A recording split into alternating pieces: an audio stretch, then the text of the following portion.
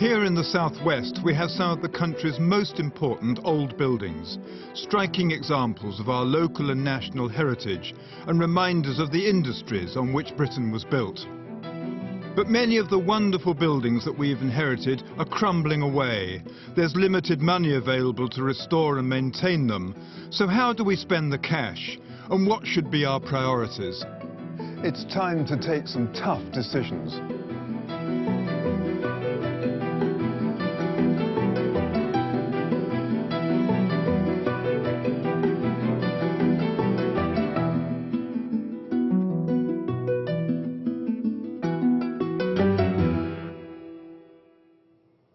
As any architect will tell you, the work of restoring an old building is difficult.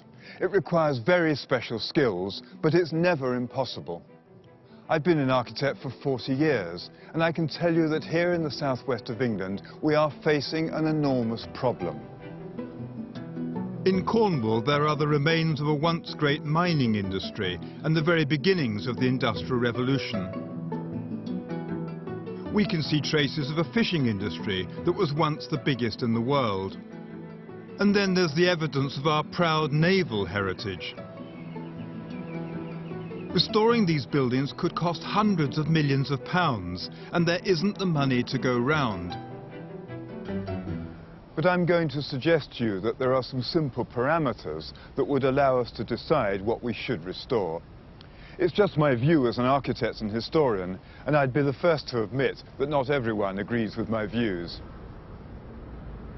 I'm not welcome in Plymouth's Drake Circus shopping centre after publicly criticising the design. This is definitely not a listed building, and hopefully it never will be. And I also upset a lot of people in Plymouth when I agreed with the idea that instead of pulling down their crumbling civic centre, it should be listed. It's a great example of mid-century architecture, though, like a number of other local projects, restoration will be quite a challenge. But here's an example of a successful renovation, Plymouth's Royal William Yard. It's a great waterside location and has had some £50 million of public money spent on it, in addition to the huge investment by the developer Urban Splash. Personally, I think they've allowed the motor car to dominate a bit too much, and they need to sort that out. But I can't deny it's thriving. I wonder, though, whether the decision to spend so much money here has jeopardised other projects in the region. Every year, English Heritage compiles an at-risk register of listed buildings and monuments most threatened by neglect and decay. And there are about 2,000 entries on the register for the Greater South West region alone. The money available to look after and help restore these sites is limited. This year, about £1.5 million for the whole of the region. That's not going to go far. So how do we decide how we're going to spend the cash? I think there's some sites we're just going to have to let go. These 18th century naval barracks at Maker Heights at Rame in Cornwall are on the English Heritage Priority A list. £4 million is needed, but there's no obvious lucrative end use. Currently a group of artists is based here. We've conserved a lot of military architecture, like the Royal William Yard. What's the reason to actually restore this one? It's site. It's where it is. I mean, it's so strategic in terms of the beautiful site that it's central to. We are an area of outstanding natural beauty. But it's a pretty bleak place. How do you persuade people to come here? Well, many people come here. They come here because they have fond memories of when they used to come to the children's camps. They come here because they're coming to a festival. They come here to camp for holidays. Just down the hill from the barracks is the naval battery. The guns have long gone. Do come in. The only thing fired here now is Helen's imagination.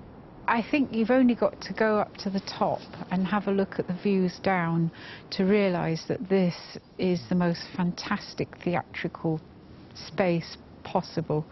I mean, I just got this magnificent vision of the place becoming a theatre and coming alive with activity. Whether a location like this can ever attract the money and the visitors needed to make a restoration here worthwhile is doubtful. But what it does reinforce is that when it comes to success, more important than architecture, history or bricks and mortar are the people to make it happen.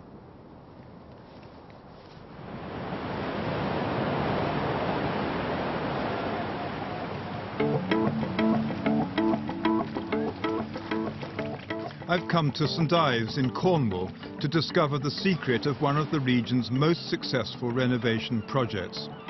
It only happened thanks to the determination of a small group of dedicated enthusiasts. It's not a grand building, it's actually a series of cellars and workshops. But it's a place that's played an important part in St Ives' history.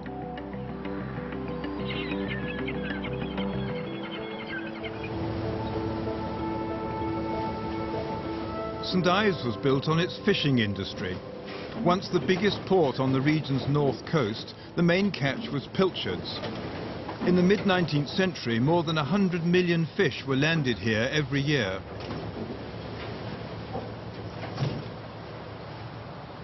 Behind this wall, originally built to hold back the shifting sands, the fishermen were able to build cellars where the pilchards were pickled in brine and then pressed into barrels. The upper part of the building eventually became artist studios, with the fishermen working in the cellars below. But as the fishing went into decline, no money was spent on the building. Damp got in and the whole site started to decay. But in 2004, a group of enthusiastic locals got together to make the 8 different funding applications needed to raise the money to restore the building. Chris, it's great to meet you. Pleased to meet you, Jeremy. I can't wait to see the inside of this building. Can I show you around? Please do. After you. Thank you. Wow, what a place. It's beautiful, isn't it? It is amazing. No, amazing, yes. What I love about this restoration is that it does not smell of new plaster and paint. It's been properly restored, back to how it was when it was first built. It's rough and ready, and it's still being used by local fishermen. It was a cooperage, which is where they made the barrels. Everything was packed and sent off in barrels. And then the front bit of it is actually where the pilchards were bought. So in the open air, so there'd be a layer of pilchards, a layer of salt, and they'd build the pile up several meters long, about 4 or 5 feet high.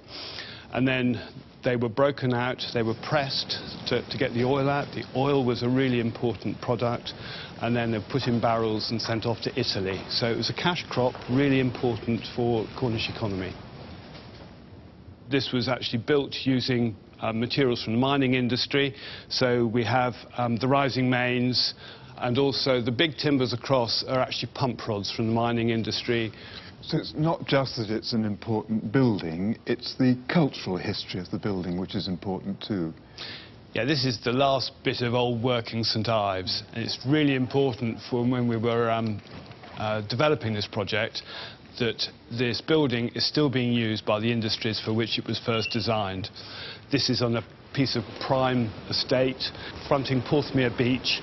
You know, if it hadn't been owned by a charity, it would have been turned into residential accommodation a long time ago, like all its neighbours. And were there times when you want to give up? Not really. There were times you felt that it wasn't going to happen, and then suddenly something would happen, and then you know, it would all start again. As I said, it did take about 8 to 10 years from kind of project to start, but until you actually knew it was going to go ahead. So you have to be really patient to make these happen. I moved in 2005 into these studios. It was very, very cold. Water was coming in, so there was the sound in the background of buckets, water landing in buckets, a kind of strange rhythm when you were working when it was wet. If the studios hadn't been restored, it would have been the most short-sighted thing, and you would have lost the working heart of St Ives. You know, St Ives is famous for art and fishing, and if those two things can't exist, then it's not real. So that's made sure that there are artists and fishermen here for the next 100 years. And that's, I think, very, very important for this whole area.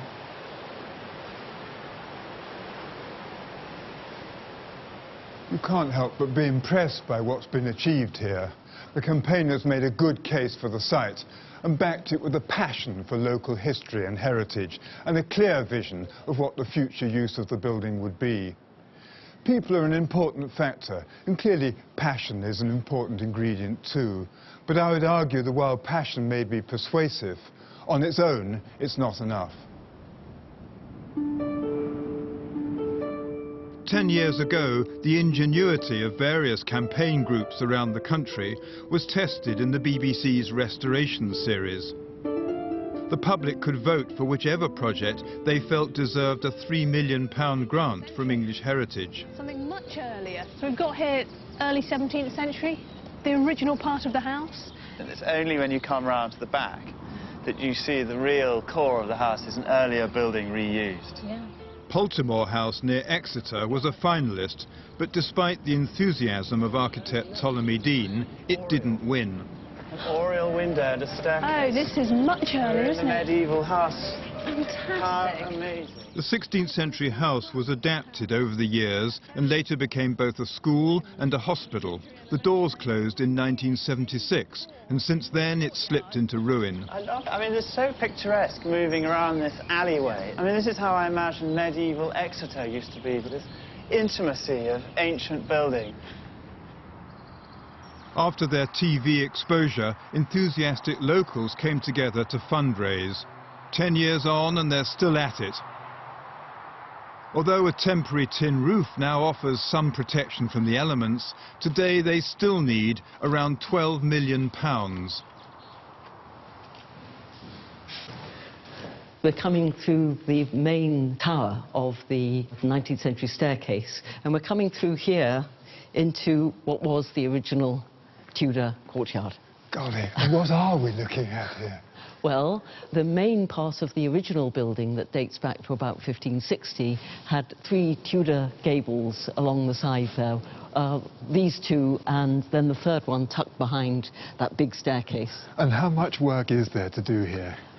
Well, it's enormous. In the West Range, which was damaged by the fire in 1987, that has been really neglected completely since then. We've not even been able to survey it properly.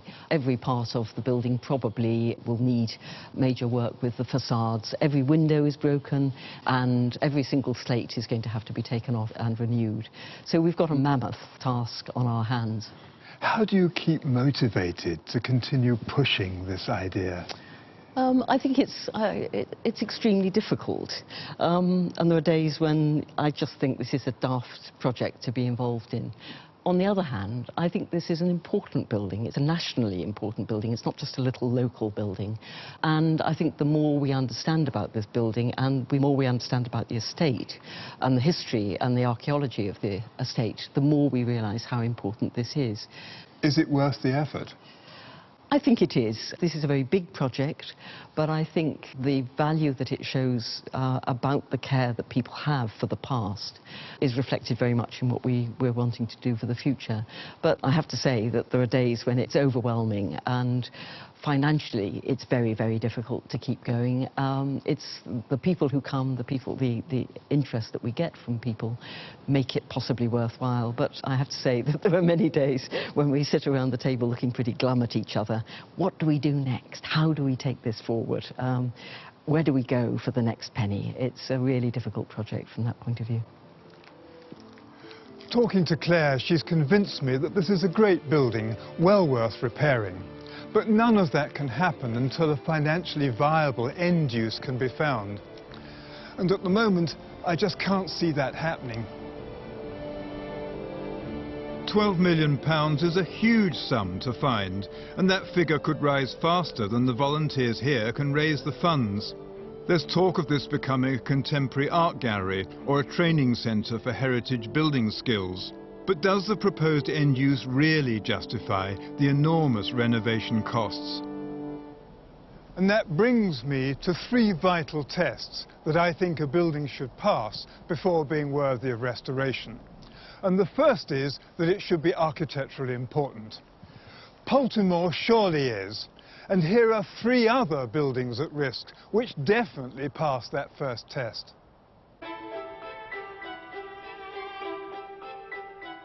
Sherborne House in West Dorset was another subject of the restoration TV series. It was built around 1720, and while the exterior has been repaired, it needs a lot of interior work before it can be turned into offices.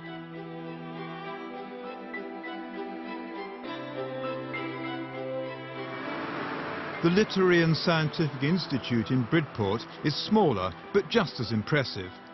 Built in the early 1800s, it's now in a poor state. The problem with any disused building is that it can quickly reach a point of no return. The cost of repair becomes greater than the value of the site, and restoration just isn't worth it. Getting dangerously close to that point is the new Palace Theatre in Plymouth. Better known locally as the Dance Academy, it's another priority case for English heritage. This is an extraordinary building, the epitome of high Victorian taste.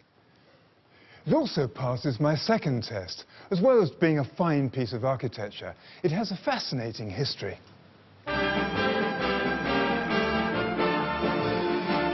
The theatre opened on this site in 1898 as one of the first purpose-built palace of varieties.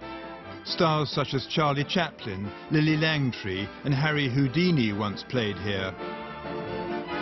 As the taste for variety waned in the 60s, it hosted striptease, wrestling and bingo.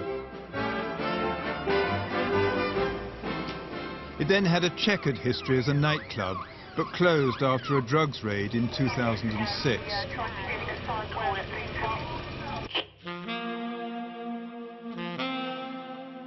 Since then, a small band of enthusiasts has been fighting to save it. The lead was stolen off the roof, and when the rain got in, the building decayed quickly.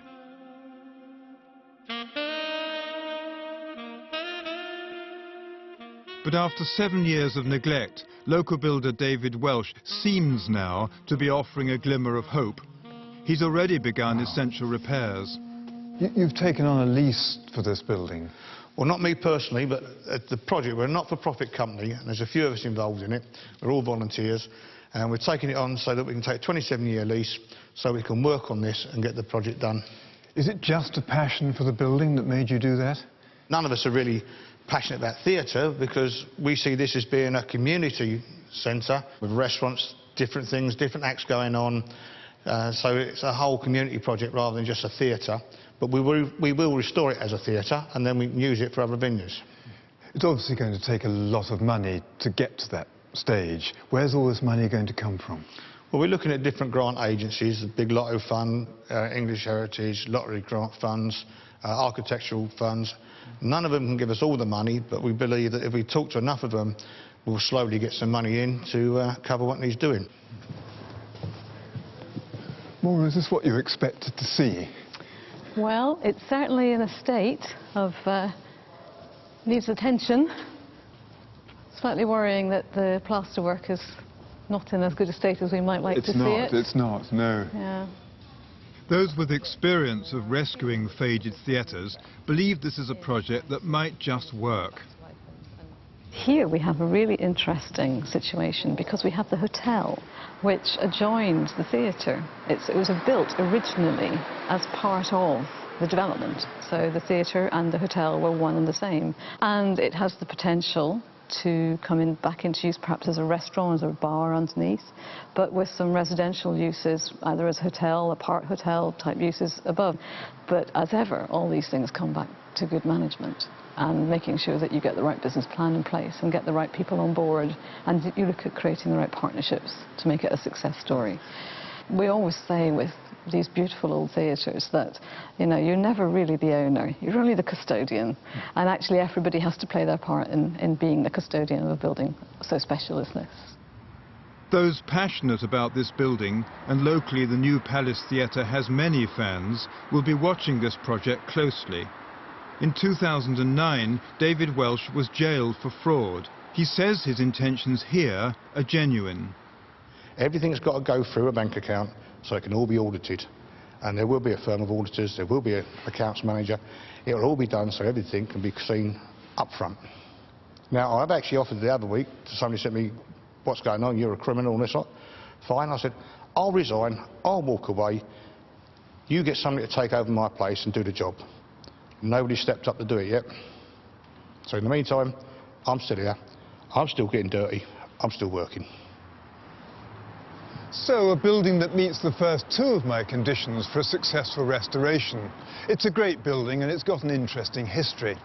But I'm not sure about the business case. I think Dave may struggle to convince the authorities to give him the money. Community use for a building like this is important and is a commendable goal, but it doesn't bring in big money. Even if a project is architecturally important and has a great history, public funding bodies simply won't give restoration grants to projects that can't also then pay their way. Fortunately, there are some projects around that meet all three of my conditions. This one in Paynton on a grand scale. Oldway Mansion was built in the 1870s for Isaac Singer. He'd made a fortune and achieved global fame after inventing the sewing machine. His son Paris remodelled the building later to a design based on the Palace of Versailles. It was a hospital in the First World War, but after the Second World War it was sold to the local council for offices. Now it's about to begin a new life as a luxury hotel, not without controversy. The developers hope to sell part of the grounds to help fund the work. The remodelling has fallen to architect Philip Yanni, chosen for his experience with large-scale renovation. Well, there can't be many places which have a staircase looking like Versailles. It is a most extraordinary and special thing. How do you actually resolve the conversion of a space like this? Well, I think the advantage we've got here is that the existing spaces and the existing format are ideally suited to a hotel use. We come in through the entrance into a very grand reception space and staircase, swept up into this suite of formal rooms around the staircase, which will make great dining rooms, lounges, function spaces. Above that, the existing rooms in the house were given over to residential use, bathrooms, bedrooms, support facilities, servants' quarters. Again, perfect for hotel bedrooms. But how do you then insert lifts and plumbing and all the things that a modern hotel will need? I think that's definitely one of the more challenging aspects, that clearly this was built in a different era with different requirements and different challenges.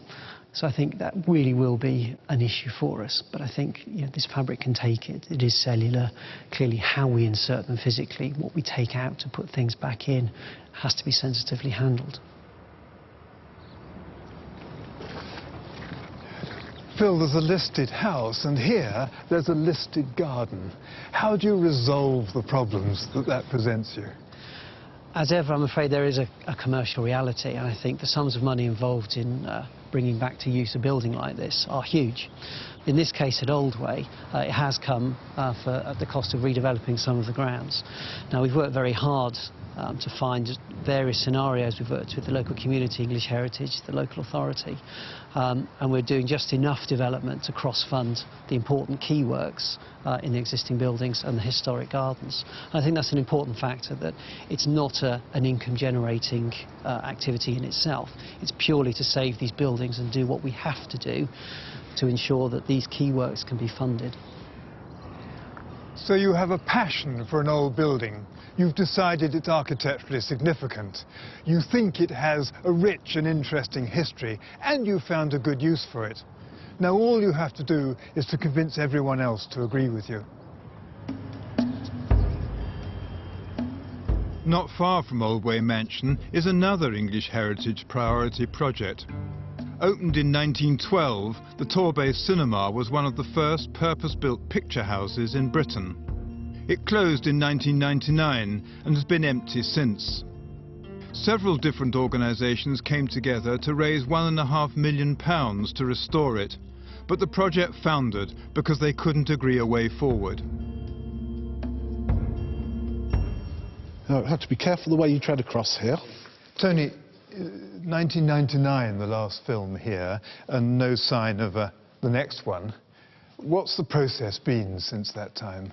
Difficult to start with because with a more modern building, people don't tend to value it as a heritage asset, although it was listed at Grade 2 star before it actually closed.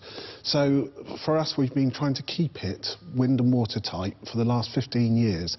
But over the last 4 or 5 years, we've seen more of an interest in making it something special again that's going to be valued by the community and used again, which I'm sure that's what we all want here in Paignton. But why is it so hard to get consensus? I think it's because people don't regard a building from 1913 originally as being particularly old. They can remember it when cinemas were flea pits and things like that, where we used to have 7 or 8 in every town. And so this being the last of the line, it wasn't really understood, and it's been operating with a heritage railway next door to it, which people think, now that's traditional heritage. It's only in the last few years that it's really, people think we've got something special on our hands here. With any luck, the picture house will be restored and used for the purpose for which it was first built. And end use is always the key question. It's very clear that only the projects with a well-managed, sustainable, financially viable business plan are going to succeed. Andrew, my idea is that if you've got a really good building, that it's got an interesting history and that it has a use for the foreseeable future, that no matter what state it's in, somehow the money will arrive to repair it. What's English Heritage's view? We think there are many factors that can affect whether a building has a future sustainable use. The ownership has an enormous influence.